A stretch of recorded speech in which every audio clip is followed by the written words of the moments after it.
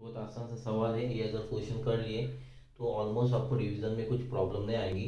1368 divisible by 13 यहाँ पे लिखा हुआ है। हम स्टार्ट करेंगे 13 का टेबल इस्तेमाल करते हुए हमको डिवाइड करना है।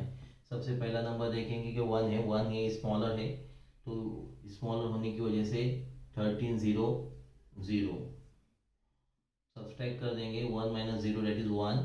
नेक्स्ट नंबर कम डाउन, 13 हो गया, 13 हो गया, 13 वन ज़ा 13, 13 into one that is 13 one ज़ा 13। सब्सट्रैक्ट कर देंगे, 0 0 आया, अगला नंबर नीचे।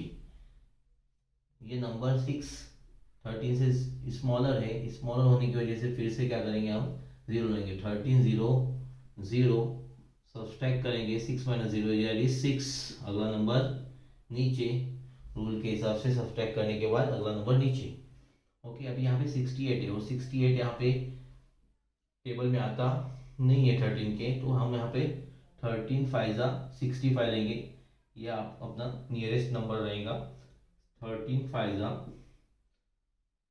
65 सब्सट्रैक्ट कर देंगे। यहाँ पे 3 बच गया, रिमाइंडर जो है वो 3 आ जाएगा। इसको, इस क्वेश्चन का आंसर हम इस तरह से लिखेंगे, 1368 divided by 13 is equal to, आपका पहले क्वेश्चन लिखेंगे यहाँ पे क्वेश्चन, उसके बाद आपका रिमाइंडर कितना है, रिमाइंडर अपॉन डिवाइजर। ये मिक्स नंबर की सूरत में हो गया, मिक्स नंबर,